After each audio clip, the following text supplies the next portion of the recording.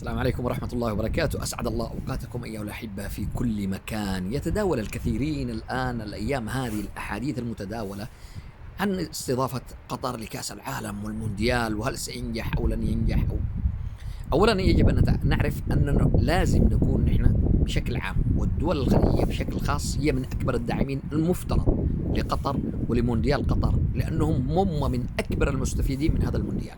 معظم الناس بيسكنون في المناطق في الدول المجاورة اللي هي قريبة من قطر، لأنه قطر لن تستطيع استيعاب من سيحضر هذا المونديال.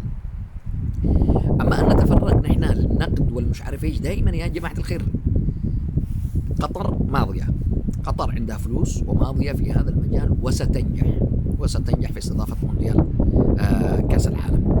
لكن نحن ايش الدروس المستفادة؟ ايش اللي نستفيده من هذا الكلام؟ ايش المفروض نعمل؟ ايش المفروض؟ بالعكس نحن لازم نكون فخورين بنجاح قطر واستضافة قطر لهذا المونديال كأول دولة عربية تستضيف كأس العالم. لازم نقف معها، لازم ندعمها، لازم نبتعد عن تصيد الأخطاء، فكلنا أخطاء. يعني نحن يعني سبحان الله العظيم، يعني على كثر ما نتكلم بالذات اليمنيين، يعني بالذات اليمنيين لما كثر ما نتكلم وننتقد قطر اللي يسمعنا يقول إنه نحن عايشين في الفضاء وننزل بس نعمل نظرة على دول العالم هنا في الأرض هذه ونشوف كيف عايشين ونبدأ ننتقدهم. يا أخي الله يحفظك، الله يعني أنت تبكر من الصبح تدور كيف تدبر حق ربطة القاتل اللي تخزن به وتجلس متكي على جنب وماسك الموبايل وقمت تأنتر وتكتب على قطر واستضافة قطر لكأس العالم. يعني رحم الله امرئ عرف قدر نفسه. شوفوا احنا وين وهم وين. احنا لازلنا نحاول نوعي الشعب هذا انه لا يتبع العملاء والمرتزقة. نحاول نوعي الشعب هذا ما هو الوطن وما هو حب الوطن وما هو التضحية لأجل الوطن. لازلنا نوعي الشعب هذا ألا تكونوا عبيدا لشخص كائنا من كان، وإنما تعملوا تكونوا عبيدا لله سبحانه وتعالى، وتعملوا لأجل وطنكم ولأجل العلم ولأجل الدولة.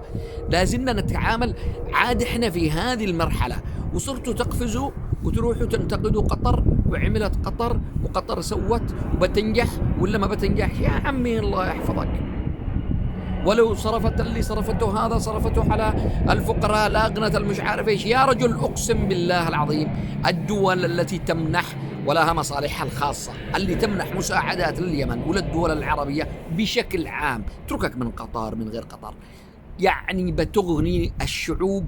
يعني خليك ما نتكلمش عن ثرواتنا أصلا اللي ستغنينا وتجعلنا في عدم حاجة لهؤلاء، لكن المساعدات التي نحصل عليها شيء بالهبل ستغنينا عن بكرة أبينا. لكن معكم مسؤولين ناهبين بطونهم كبيرة يأكلوا ولا يشبعوا. إيش تقول لي أنت؟ لو تعطينا قطر، لو أعطتك قطر اللي هي فوق، لو أعطتك الإمارات اللي هي فوق. لا، الإمارات قد تعطيك قيمة سلاح يعني تساعدك بالتخلص من هذه الحياة، ثقافة الموت. لكن مهما أعطوك المانحين، ما لو تجي تحسب الآن مقدار المساعدات التي حصلت عليها اليمن من بعد 2011 إلى الآن لا تجدها، مش من بعد 2011 من زمان، لا تجدها تريليونات. أين ذهبت؟ إلى بطون المسؤولين بشكل عام. لا أستثني أحد، أنا ما أقولش يا جماعة اللي تقولوا شغل المدري فين، الكل جميع المسؤولين إلا من رحم ربي أكلوا البلد أكلوا ثرواتنا وأكلوا المساعدات وأنت تارك كل شيء وجاي تقول لو قطر أعطتنا لكنا الآن عايشين. يا أخي والله العظيم لو تعطيك إيش ما أعطتك. لو حطت دخل مونديال كأس العالم للشعب اليمني لأكلوها المسؤولين وتبقى جيعان وتبكر الصبح تدور لك حق الغداء ولا حق التخزينة. السلام عليكم.